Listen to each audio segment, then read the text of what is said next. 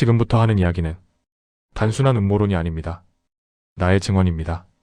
12년간 권력의 최중심부에서 일했던, 그리고 그 진실을 견디지 못해 모든 것을 버리고 탈출한 한 경호원의 고백입니다. 내가 지켰던 것은 과연 무엇이었을까요? 국가? 체제? 아니면 거대한 기만? 숨소리, 발걸음 소리, 총성. 그리고 그 끝에 남은 하나의 질문. 내가 마지막으로 본 진짜는 언제였을까? 오늘 나는 여러분에게 권력의 가장 깊은 곳에 숨겨진 비밀, 그 누구도 말하지 않았던 진실을 말하려고 합니다. 이 이야기가 궁금하시다면 지금 바로 구독 버튼과 좋아요 버튼을 눌러주세요. 알림 설정까지 해두시면 앞으로 공개될 더 충격적인 이야기들을 놓치지 않으실 수 있습니다. 그럼 지금부터 나의 고백을 시작하겠습니다. 평양. 세계에서 가장 폐쇄적인 도시. 그 중심부, 그 누구도 접근할 수 없는 금지구역. 나는 그곳에 있었습니다. 코드명 강철. 평양 경호국 974부대 소속 12년 경력의 베테랑 경비대장. 나의 임무는 단 하나. 최고 지도자를 지키는 것. 아침 6시 나의 하루는 시작됩니다. 보안 등급 1급 시설 점검. 동선 확인. 위협 요소 분석. 모든 것은 완벽해야 했습니다. 왜냐하면 내가 지키는 대상은 단 한 명의 실수도 용납되지 않는 절대 권력이었으니까요. 나는 자부심이 있었습니다. 내가 국가의 심장을 지킨다는 것. 역사의 중심에 서 있다는 것. 하지만 나는 몰랐습니다. 내가 지키고 있는 것이 무엇인지. 진짜로는 어느 날 일상적인 경호 임무였습니다. 최고 지도자가 군부대를 시찰하는 일정. 카메라가 터지고 환호성이 울려 퍼졌습니다. 나는 그 모습을 3m 거리에서 지켜봤습니다. 완벽한 걸음걸이, 익숙한 손짓, 카리스마 넘치는 미소. 모든 것이 평소와 같았습니다. 그런데 그날 저녁, 숙소로 돌아가는 차 안에서 나는 묘한 위화감을 느꼈습니다. 뭔가 달랐습니다. 설명할 수 없는 이질감. 마치 완벽하게 복사된 그림을 보는 것 같은 느낌. 하지만 나는 그 생각을 지웠습니다. 내가 피곤한가 보다. 요즘 너무 긴장해서 그런가? 그렇게 스스로를 설득했습니다. 하지만 그 위화감은 점점 더 커져갔습니다. 다음 날 또 다른 일정이 있었습니다. 이번에는 농업시설 방문. 나는 다시 그분을 봤습니다. 그런데 이상했습니다. 어제 본 그 사람과 오늘 본 사람이 미묘하게 달랐습니다. 걸음걸이의 속도? 손을 흔드는 각도? 웃을 때 입꼬리가 올라가는 정도? 너무나 사소한 차이. 하지만 12년간 같은 사람을 지켜온 나의 눈에는 그 차이가 보였습니다. 설마. 나는 고개를 저었습니다. 말도 안 되는 생각이었습니다. 하지만 의심의 씨앗은 이미 싹을 틔우기 시작했습니다. 그날 밤 나는 잠을 이룰 수 없었습니다. 천장을 바라보며 계속 생각했습니다. 내가 뭔가 잘못 본 걸까? 아니면 나는 생각하기조차 두려운 가능성을 떠올렸습니다. 혹시 내가 지금껏 본 것이 전부가 아니었던 걸까? 그리고 그 질문은 나의 인생을 완전히 바꿔놓게 됩니다. 3일 후 나에게 특별한 임무가 떨어졌습니다. 대남 7호 지하벙커 내부 보안 점검.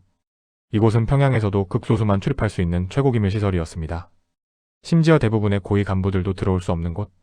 나는 경비대장이라는 직책 덕분에 이곳에 접근할 수 있는 몇 안 되는 사람 중 하나였습니다. 점검은 순조롭게 진행됐습니다. 복도를 따라 걸으며 각 구역의 보안 상태를 확인했습니다.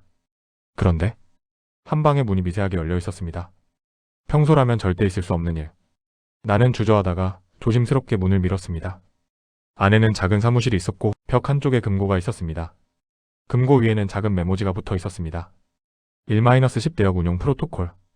대역? 나의 심장이 빠르게 뛰기 시작했습니다. 나는 주변을 살폈습니다. CCTV는 이 각도를 비추지 않았습니다. 복도에는 아무도 없었습니다. 손이 떨렸습니다. 하지만 호기심은 공포보다 강했습니다. 금고 번호는 내가 평소 사용하던 경호 시스템 비밀번호와 같았습니다. 이건 누군가 의도적으로 나에게 보여주려는 건가? 나는 번호를 눌렀습니다. B-B-B- 딸까? 금고가 열렸습니다. 안에는 검은색 파일 하나. 그리고 사진들. 나는 파일을 꺼내 천천히 펼쳤습니다. 첫 페이지. 인물 사진 한 장. 얼굴은 최고 지도자였습니다. 하지만 이름란에는 1번 대상이라고만 적혀 있었습니다. 다음 페이지. 또 다른 사진.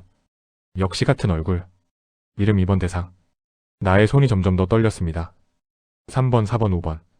페이지를 넘길 때마다 같은 얼굴이 반복됐습니다. 하지만 자세히 보니 미묘한 차이들이 있었습니다. 어떤 사진 속 인물은 눈매가 조금 더 날카로웠고, 어떤 이는 턱선이 약간 더 각졌고, 어떤 이는 귀의 모양이 살짝 달랐습니다. 그리고 각 사진 아래에는 상세한 정보가 기록되어 있었습니다. 1번 대상 마이너스 공개 행사용, 걸음걸이 안정적, 대중 연설 능력 우수. 2번 대상 마이너스 군부 방문용, 카리스마 강조, 강경 발언 특화. 3번 대상 마이너스 외교 일정용, 유연한 표정 관리, 언어 능력 보유. 나는 파일을 읽으면서 온몸이 얼어붙는 걸 느꼈습니다.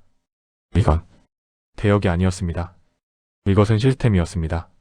완벽하게 계획되고 철저하게 관리되고 절대적으로 통제되는 하나의 거대한 기만. 파일 마지막 페이지에는 이런 문구가 적혀 있었습니다. 주의 본 프로젝트는 국가 최고 기밀에 해당함. 이로 본인의 안정과 체제 안정성을 위해 10명의 대역을 상시 운용함. 진위 구별은 핵심 경호진 3인만 파악 가능. 기타 인원은 모든 대상을 동일 인물로 간주할 것. 나는 파일을 덮었습니다. 손이 너무 떨려서 제대로 잡을 수조차 없었습니다. 나는 깨달았습니다. 지난 12년간 내가 무엇을 지켜왔는지를. 그것은 한 사람이 아니었습니다. 그것은 10개의 얼굴을 가진 환영이었습니다. 그리고 가장 충격적인 사실은 진짜가 누구인지, 심지어 진짜가 존재하기는 하는지조차 이 파일 어디에도 적혀있지 않다는 것이었습니다. 나는 금고를 닫았습니다. 파일을 제자리에 놓았습니다. 방을 나왔습니다. 하지만 나의 세계는 이미 완전히 무너져 있었습니다. 그날 이후 나의 일상은 악몽이 되었습니다. 매일 아침 내가 경호하는 사람을 볼 때마다 머릿속에서 숫자가 떠올랐습니다. 저 사람은 몇 번일까? 어제 본 사람과 같은 사람일까? 아니면 다른 사람일까? 나는 관찰하기 시작했습니다. 더 세밀하게, 더 집중해서. 그리고 놀라운 사실을 발견했습니다. 대역들은 완벽했습니다. 어떤 면에서는 진짜보다도 더 진짜 같았습니다. 예를 들어 이번 대상이라고 추정되는 인물은 군부대를 방문할 때 특유의 카리스마를 발산했습니다. 목소리는 더 낮고 강렬했고 걸음걸이는 더 당당했으며 눈빛은 더 날카로웠습니다. 반면 3번 대상으로 보이는 인물은 외교 행사에서 완벽한 미소를 지었습니다. 부드럽고 계산되고 절대 흐트러지지 않는 미소. 그들은 각자의 역할에 완벽하게 최적화되어 있었습니다. 나는 궁금해졌습니다. 이들은 도대체 어떻게 만들어진 걸까? 나는 비밀리에 조사를 시작했습니다. 우선 인사 기록을 뒤졌습니다. 하지만 대역들에 대한 어떤 공식 기록도 없었습니다. 그들은 존재하지 않는 사람들이었습니다. 다음으로 나는 경호 일정 기록을 분석했습니다. 패턴을 찾기 위해. 그리고 발견했습니다. 특정 유형의 일정에는 항상 특정한 버전이 나타났습니다. 군사 관련 행사 2번 추정, 외교 일정 3번 추정, 농업산업 시찰 1번 추정, 내부당 행사 4번 추정. 마치 배우를 캐스팅하듯이 상황에 맞는 대역이 배치되고 있었습니다. 어느 날 나는 우연히 특별한 장면을 목격했습니다. 한밤중 나는 야간 순찰 중이었습니다. 지하 복도를 지나가다가 작은 틈으로 불빛이 새어나오는 방을 발견했습니다. 조심스럽게 들여다봤습니다. 안에는 3명이 있었습니다. 모두 똑같은 얼굴. 한 명은 거울 앞에서 걸음걸이를 연습하고 있었고, 한 명은 녹음된 음성을 들으며 발음을 따라하고 있었고, 한 명은 책상에 앉아 서류를 읽고 있었습니다. 그 옆에는 감독관으로 보이는 사람이 서 있었습니다. 아니, 그렇게 걸으면 안 돼. 더 천천히. 오른발에 힘을 더 줘. 발음이 틀렸어. 다시.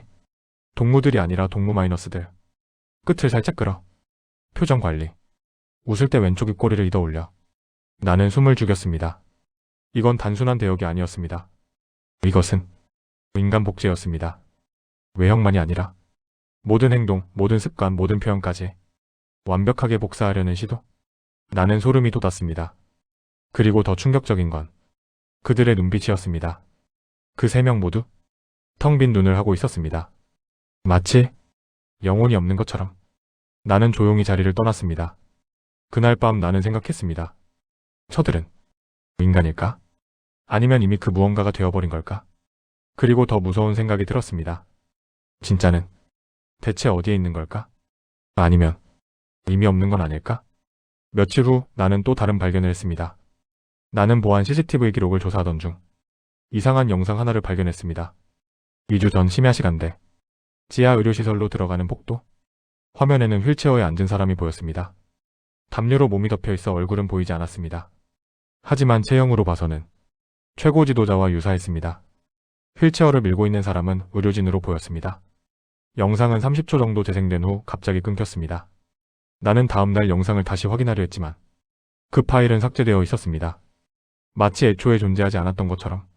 나는 깨달았습니다.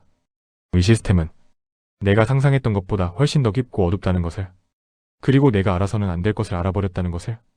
내가 진실을 알게 된 지 2주가 지났습니다. 나는 평소처럼 임무를 수행했습니다. 아무 일도 없었던 것처럼. 하지만 내면에서는 모든 것이 무너지고 있었습니다. 어느 날 저녁, 나는 야간 경비를 서고 있었습니다.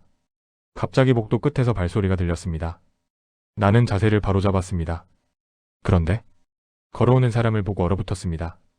그것은 그분이었습니다. 최고 지도자의 모습을 한 사람. 하지만 이상했습니다. 밤 11시가 넘은 시간에 경호도 없이 혼자 걷고 있다는 것. 나는 경례를 올렸습니다. 수고하시오, 강철 동무. 그 사람이 말했습니다. 나는 고개를 들었습니다. 그리고 그 눈을 봤습니다. 그 눈에는 권력자의 오만함도 지도자의 카리스마도 없었습니다. 대신 깊은 피로와 슬픔이 있었습니다. 수령님. 내가 조심스럽게 말을 꺼냈습니다. 그 사람은 쓸쓸하게 웃었습니다. 수령님? 그는 고개를 저었습니다. 나는 그냥 7번일 뿐이요. 나의 심장이 멈추는 것 같았습니다. 7번 대상. 파일에서 봤던 그 번호. 놀랐어? 그 사람이 물었습니다. 나도 처음엔 놀랐어. 어느 날 갑자기 선택되어 내 인생이 통째로 바뀌었을 때 나는 아무 말도 할 수 없었습니다. 7번은 계속 말했습니다. 나는 원래 평양의 한 초등학교에서 교사였어. 아이들을 가르치는 게 좋았지. 그런데 어느 날 그는 잠시 말을 멈췄습니다. 어느 날 두 사람이 찾아왔어. 보위부 사람들이었지. 그들은 말했어. 동무는 선택되었다고. 처음엔 무슨 뜻인지 몰랐어. 하지만 이내 알게 됐지. 내가 지도자님과 닮았다는 이유로 내 인생이 끝났다는 걸. 나는 숨을 죽이고 들었습니다. 그 후로 3년간 훈련을 받았어. 걷는 법, 말하는 법, 웃는 법, 심지어 숨쉬는 법까지. 내가 아닌 다른 사람이 되는 법을 배웠지. 치아도 교정했고 체형도 맞췄어. 목소리도 바꾸고 심지어 손글씨까지 연습했지. 나는 나를 잃어버렸어. 7번의 목소리는 떨리고 있었습니다. 가장 힘든 건 혼자라는 거요. 나에게는 이름이 없어. 가족도 친구도 없어. 나는 존재하지만 존재하지 않소. 그는 나를 바라봤습니다. 강철 동무는 진짜를 본 적 있어? 나는 대답하지 못했습니다. 나도 없어. 7번이 말했습니다. 우리는 그림자들이요. 누군가의 그림자. 하지만 그 누군가가 실제로 존재하는지조차 우리는 모르. 어쩌면 그는 쓸쓸하게 웃었습니다. 어쩌면 진짜는 이미 오래전에 사라졌을지도 모르. 그리고 우리 10명이 빈 옥자를 지키고 있는지도. 나는 전율했습니다. 그 말은 내가 가장 두려워했던 가능성이었습니다. 왜 저에게 이런 말씀을 하시는 겁니까? 내가 물었습니다. 7번은 잠시 침묵했습니다. 왜냐면 그는 나의 눈을 똑바로 바라봤습니다. 동무도 알아버렸으니까? 동무 눈빛이 바뀌었어. 우리를 볼 때마다 고민하는 게 보여. 이 사람은 몇 번일까 하고. 나는 부인할 수 없었습니다. 조심하시오, 강철 동무. 7번이 경고했습니다. 이 진실을 아는 사람은 오래 살지 못하오. 나처럼 그림자가 되거나 아니면. 그는 말을 잇지 않았습니다. 하지만 의미는 분명했습니다. 내가 동무에게 줄 수 있는 조언은 하나뿐이오. 모른 척하시오. 본 것을 잊으시오. 그리고 살아남으시오. 그렇게 말하고 7번은 돌아섰습니다. 잠깐만요. 내가 불렀습니다. 말씀하시오. 당신의 진짜 이름은 뭡니까? 7번은 걸음을 멈췄습니다. 오랜 침묵이 흘렀습니다. 이제 기억나지 않소? 그는 쓸쓸하게 대답했습니다. 너무 오래 다른 사람이었으니까. 나는 이제 그냥 7번이요. 그는 어둠 속으로 사라졌습니다. 나는 그 자리에 한참을 서 있었습니다. 그리고 깨달았습니다. 이곳에는 진짜가 없다는 것을. 오직 10개의 텅 빈 가면만이 하나의 환영을 연기하고 있다는 것을. 7번과의 대화 이후 나의 삶은 더욱 불안해졌습니다. 나는 알아서는 안 될 것을 알았고 보아서는 안 될 것을 봤습니다. 그리고 이제 그 대가를 치러야 할 시간이 다가오고 있었습니다. 처음엔 사소한 변화들이었습니다.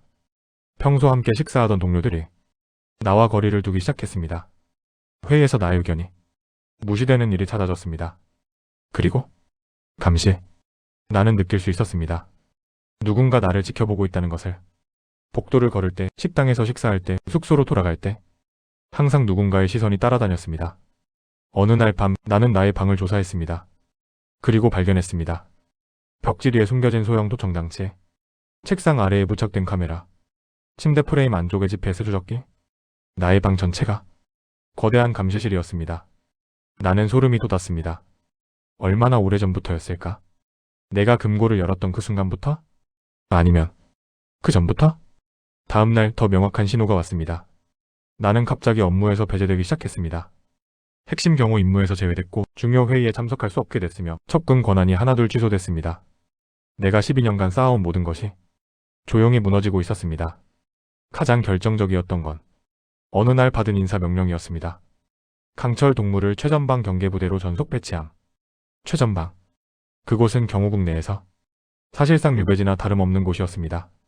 한번 그곳으로 가면 다시는 중앙으로 돌아올 수 없었습니다. 나는 알았습니다. 이것이 마지막 경고라는 것을. 조용히 사라지라. 아니면 그날 저녁 나는 나의 숙소로 돌아가는 길에 낯선 사람과 마주쳤습니다. 검은 옷을 입은 중년 남자. 보이부 요원으로 보였습니다. 그 남자는 나 옆을 지나가며 작은 종이 쪽지를 나의 손에 쥐어줬습니다. 나는 숙소에 도착한 후 조심스럽게 쪽지를 펼쳤습니다. 거기에는 단 한 줄만 적혀 있었습니다. 너도 곧 폐기될 것이다. 나의 손이 떨렸습니다. 폐기? 그 단어의 의미는 명확했습니다. 나는 창밖을 바라봤습니다. 평양의 야경이 펼쳐져 있었습니다. 불빛들이 반짝이는 도시. 하지만 그 아름다움 뒤에는 얼마나 많은 비밀과 거짓이 숨어 있는지 나는 결심했습니다. 이대로 당할 수는 없다. 나는 진실을 알았다. 그리고 그 진실은 세상이 알아야 한다. 그날 밤부터 나는 탈출을 계획하기 시작했습니다. 나는 12년간 쌓아온 모든 지식을 동원했습니다. 보안 시스템의 허점, 경비 교대 시간, 국경 지역의 약한 고리. 하지만 가장 중요한 건 증거였습니다. 나는 위험을 무릅쓰고 마지막으로 한 번 더 그 금고에 접근했습니다. CCTV를 피해 순찰 시간을 계산해 조용히 그 방으로 들어갔습니다. 금고를 열었습니다. 파일을 꺼냈습니다. 그리고 휴대폰으로 모든 페이지를 촬영했습니다. 10명의 얼굴, 10개의 파일, 하나의 거대한 기만, 모든 증거를 담았습니다. 그리고 조용히 방을 나왔습니다. 하지만 복도에서 누군가와 마주쳤습니다. 7번이었습니다. 그는 나를 보고 슬픈 눈으로 고개를 저었습니다. 동무, 정말 가시는구려. 나는 대답하지 않았습니다. 7번이 다가와 낮게 속삭였습니다. 압록강 북쪽 142km 지점. 거기 감시탑에 빈틈이 있어. 매주 목요일 새벽 3시. 나는 놀라서 7번을 바라봤습니다. 왜? 저를 도와주시는 겁니까? 7번은 쓸쓸하게 웃었습니다. 누군가는 이 진실을 세상에 전해야 하니까? 나는 이미 그림자가 되어버렸지만 동무는 아직 사람이요. 그리고 그는 나의 어깨에 손을 얹었습니다. 나 대신 살아주시오. 나 대신 말해주시오. 우리가 누구였는지를. 나의 눈에 눈물이 맺혔습니다. 당신의 진짜 이름을요. 7번은 한참을 생각하다가 어렵게 입을 열었습니다. 박민호. 그는 마치 오래된 기억을 꺼내듯 말했습니다. 나는 박민호였어? 그날 밤 나는 모든 것을 정리했습니다. 그리고 나 자신에게 맹세했습니다. 박민호. 나는 당신을 기억하겠습니다. 그리고 세상에 말하겠습니다. 탈출의 날이 다가오고 있었습니다. 목요일 새벽 2시 30분. 나는 평소처럼 경비 근무복을 입었습니다. 하지만 오늘은 마지막이었습니다. 나의 가슴에는 초소형 메모리칩이 숨겨져 있었습니다. 10명의 대역에 대한 모든 증거. 그리고 내가 12년간 목격한 모든 진실. 나는 심호흡을 했습니다. 이제 돌이킬 수 없다. 나는 차량 보관소로 향했습니다. 경비대장의 권한으로 비상 차량 한 대를 배정받았습니다. 북부 국경지역 야간 점검. 나는 당직 장교에게 거짓 보고서를 제출했습니다. 장교는 의심스러운 눈으로 나를 바라봤습니다. 새벽에 혼자 가신다고요? 특별 지시입니다. 나는 침착하게 대답했습니다. 최고 기밀인물아 동행 불가입니다. 장교는 잠시 망설이다가 결국 승인 도장을 찍었습니다. 나는 차에 올랐습니다. 시동을 걸었습니다. 그리고 출발했습니다. 평양의 밤거리는 고요했습니다. 가로등 불빛만이 어둠을 밝히고 있었습니다. 나는 룸미러를 통해 뒤를 계속 확인했습니다. 아직 추격은 없다. 나는 속도를 높였습니다. 도시를 벗어나 외곽으로, 외곽을 벗어나 산길로. 산길을 따라 국경 지역으로. 시간은 빠르게 흘렀습니다. 새벽 3시가 다가오고 있었습니다. 그런데 백미러의 헤드라이트가 보이기 시작했습니다. 추격이 시작됐다. 나는 악셀을 밟았습니다. 차는 급격히 속도를 높였습니다. 뒤쪽 차량도 속도를 올렸습니다. 거리가 좁혀지고 있었습니다. 탕! 총성이 울렸습니다. 뒷유리에 금이 갔습니다. 나는 몸을 낮추며 핸들을 꺾었습니다. 차는 급커브를 돌았습니다. 타타탕! 연속 사격이 이어졌습니다. 차체에 총알이 박히는 소리. 나는 이를 악물었습니다. 조금만 더. 142km 지점까지. 남은 거리 3km. 하지만 추격 차량은 점점 더 가까워지고 있었습니다. 나는 도박을 했습니다. 나는 갑자기 브레이크를 밟았습니다. 차는 미끄러지며 90도 회전했습니다. 추격 차량이 놀라 피하려 했지만 이미 늦었습니다. 쿼강! 두 차량이 부딪혔습니다. 하지만 나의 차는 측면만 살짝 긁혔습니다. 나는 다시 악셀을 밟았습니다. 추격 차량은 한동안 멈춰섰습니다. 시간을 벌었습니다. 새벽 3시 2분. 나는 목표 지점에 도착했습니다. 나는 차에서 뛰어내렸습니다.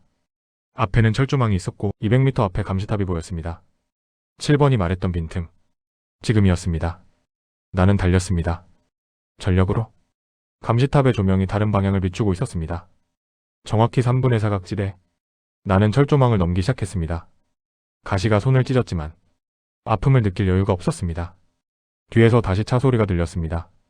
추격대가 다시 따라왔습니다. 거기서 확성기로 외치는 소리. 강철, 더 이상 가면 사살한다.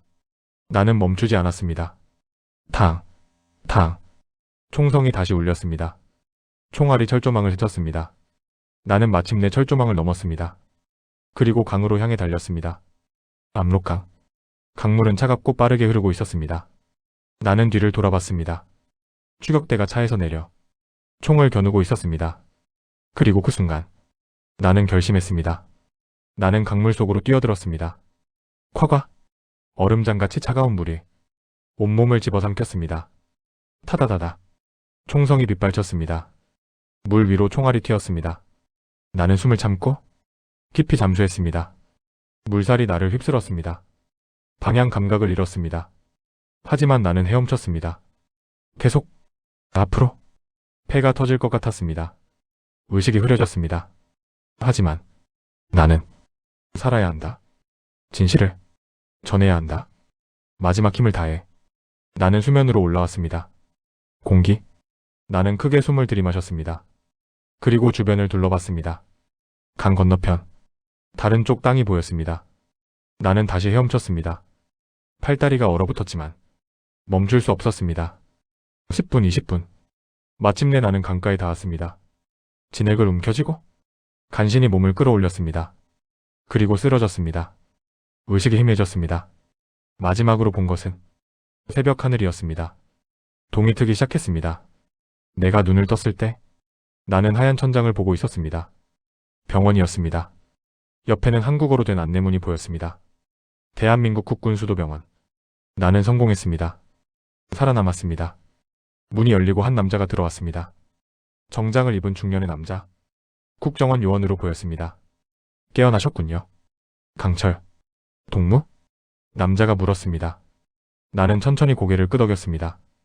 이제 그 호칭은 필요 없습니다. 나의 목소리는 쉬어 있었습니다. 남자는 의자에 앉았습니다. 당신이 가져온 정보 확인했습니다. 충격적이더군요. 나는 침대에서 일어나려 했습니다. 세상에. 알아야 합니다. 천천히 하십시오. 남자가 말했습니다. 당신은 3일간 혼수 상태였습니다. 저체온증과 총상 탈진. 살아있는 게 기적입니다. 나는 나의 몸을 봤습니다. 붕대가 곳곳에 감겨 있었습니다. 증거는 안전합니까? 네. 메모리 칩 복구 완료했습니다. 10명의 대역, 운용 프로토콜 모든 게 확인됐습니다. 남자는 잠시 침묵했습니다. 솔직히 믿기 어려운 내용입니다. 하지만 당신의 증언과 증거를 종합하면 북한 권력 구조에 대한 우리의 인식을 완전히 바꿔야 할 것 같습니다. 나는 창밖을 바라봤습니다. 서울의 하늘이 보였습니다. 자유의 하늘. 저는 내가 천천히 말했습니다. 12년간 거짓을 지켜왔습니다. 그 사실이 저를 괴롭힙니다. 당신은 피해자입니다. 남자가 말했습니다. 당신도 그 시스템에 갇혀 있었던 거예요. 아닙니다. 나는 고개를 저었습니다. 나는 알면서도 침묵했습니다. 의심하면서도 눈을 감았습니다. 그것이 나의 죄입니다. 남자는 아무 말하지 않았습니다. 하지만 이제 나의 눈빛이 단호해졌습니다. 이제는 말하겠습니다. 모든 것을. 그날부터 나의 증언이 시작됐습니다. 국정원, 국방부, 통일부, 수많은 기관의 전문가들이 나의 이야기를 들었습니다. 10명의 대역 시스템, 운영 방식과 훈련 과정, 진짜의 행방에 대한 의문들, 모든 것이 기록됐습니다. 하지만 내가 가장 강조한 것은 대역들 자신도 희생자라는 사실이었습니다. 그들은 인간입니다. 내가 말했습니다. 이름을 빼앗기고 인생을 빼앗기고 자아를 빼앗긴 사람들입니다. 특히 7번 박민호. 나는 그 이름을 또렷하게 말했습니다. 그는 나를 도왔습니다. 자신의 위험을 무릅쓰고 그리고 부탁했습니다. 자신을 기억해달라고. 나의 눈에 눈물이 맺혔습니다. 나는 그 약속을 지키고 싶습니다. 며칠 후 나에게 선택권이 주어졌습니다. 당신의 증언을 공개할 수 있습니다. 국정원 관계자가 말했습니다. 하지만 위험이 따릅니다. 북한은 당신을 제거하려 할 것이고 당신의 신변 보호가 평생 필요할 겁니다. 또한 국제적으로 큰 파장이 일 것입니다. 당신은 그 중심에 서게 됩니다. 아니면 관계자는 잠시 멈췄습니다. 조용히 사시는 것도 가능합니다. 새 신분 새 이름으로 평범한 삶을 살 수 있습니다. 나는 오랫동안 생각했습니다. 평범한 삶. 그것은 내가 12년간 꿈꿔온 것이었습니다. 하지만 공개하겠습니다. 내가 말했습니다. 진실은 숨겨져서는 안 됩니다. 박민호와 나머지 9명을 위해서라도. 그렇게 해서 나의 증언은 세상에 공개되기 시작했습니다. 처음에는 일부 언론을 통해, 그 다음에는 국제사회에. 파장은 컸습니다. 북한은 즉각 부인했지만 증거는 명확했습니다. 세계는 충격에 빠졌습니다. 하지만 내가 가장 원했던 것은 대중의 놀라움이 아니었습니다. 내가 원한 것은 10명의 이름 없는 그림자들이 인간으로 기억되는 것, 그리고 진실이 더 이상 어둠 속에 갇혀있지 않는 것이었습니다. 1년이 지났습니다. 나는 이제 서울 외곽에 안전가옥에서 보호받으며 살고 있습니다. 나의 증언은 국제사회를 뒤흔들었고 북한 권력 구조에 대한 분석을 완전히 새로 쓰게 만들었습니다. 하지만 여전히 답 없는 질문들이 남아있습니다. 진짜 김정은은 어디 있는가? 정말로 살아있는가? 아니면 이미 오래전에. 그 누구도 확실히 알지 못합니다. 어느 날 저녁 나는 창가에 앉아 노을을 바라보고 있었습니다. 문이 노크되었습니다. 들어오세요. 문이 열리고 한 젊은 여성이 들어왔습니다. 기자였습니다. 인터뷰 약속 기억하시죠? 물론입니다. 내가 고개를 끄덕였습니다. 기자는 녹음기를 켰습니다. 마지막으로 하나만 물어보겠습니다. 당신은 후회하지 않으십니까? 무엇을요? 탈출을, 증언을, 평범한 삶을 포기한 것을. 나는 잠시 생각했습니다. 후회. 나는 천천히 말했습니다. 후회한다면 거짓말이겠죠? 때때로 나는 생각합니다. 만약 그냥 모른 척했다면 지금쯤 편안하게 살고 있었을까 하고. 하지만 나는 기자를 바라봤습니다. 나는 더 이상 공범이 되고 싶지 않았습니다. 거짓의 공범 말입니다.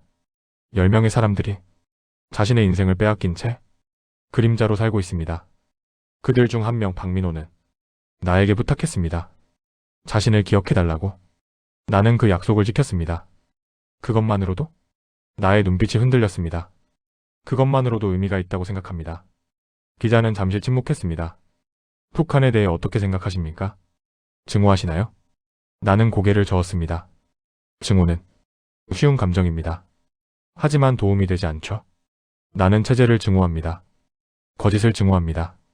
사람을 도구로 만드는 시스템을 증오합니다. 하지만 그곳에 사는 사람들은 그들도 피해자입니다. 박민호처럼 나는 창밖을 바라봤습니다. 언젠가는 그곳 사람들도 진실을 알게 될 날이 올 겁니다. 그리고 그때 나는 쓸쓸하게 웃었습니다. 그들이 얼마나 놀랄지 상상이 됩니다. 인터뷰가 끝난 후 나는 혼자 남았습니다. 나는 서랍에서 작은 사진 하나를 꺼냈습니다. 12년 전 경호국에 처음 배치됐을 때 찍었던 사진이었습니다. 젊고 순진했던 나의 모습, 아직 진실을 몰랐던 시절. 나는 그 사진을 오래 바라봤습니다. 나는 달라졌구나. 내가 중얼거렸습니다. 그리고 생각했습니다. 내가 지켜왔던 것들, 내가 잃어버린 것들, 그리고 내가 얻은 것들. 진실은 무거웠습니다. 하지만 거짓보다는 훨씬 가벼웠습니다. 밤이 깊어갔습니다. 서울의 불빛들이 반짝였습니다. 저 멀리 북쪽 어둠 속에 갇힌 땅이 있었습니다. 그곳 어딘가에 아직도 10명의 그림자가 존재하지 않는 누군가를 연기하며 살고 있을 것입니다. 이름도 없이, 자아도 없이, 오직 역할만으로. 나는 조용히 기도했습니다. 박민호를 위해, 그리고 나머지 9명을 위해. 언젠가 내가 속삭였습니다. 언젠가 당신들도 자유로워지길. 여러분께 전하고 싶은 말이 있습니다. 나의 이야기는 한 사람의 증언을 바탕으로 한 것입니다. 모든 내용이 사실인지는 확인할 수 없습니다. 하지만 한 가지는 분명합니다. 권력의 가장 깊은 곳에는 우리가 상상하지 못하는 비밀들이 존재한다는 것, 그리고 그 비밀 뒤에는 이름 없는 희생자들이 존재한다는 것입니다. 진실은 때때로 우리가 믿고 싶은 것보다 훨씬 더 어둡고 복잡합니다. 하지만 그렇다고 해서 눈을 감아서는 안 됩니다. 왜냐하면 진실만이 우리를 진정으로 자유롭게 하니까요. 이 영상이 도움이 되셨다면 구독과 좋아요, 알림 설정 부탁드립니다.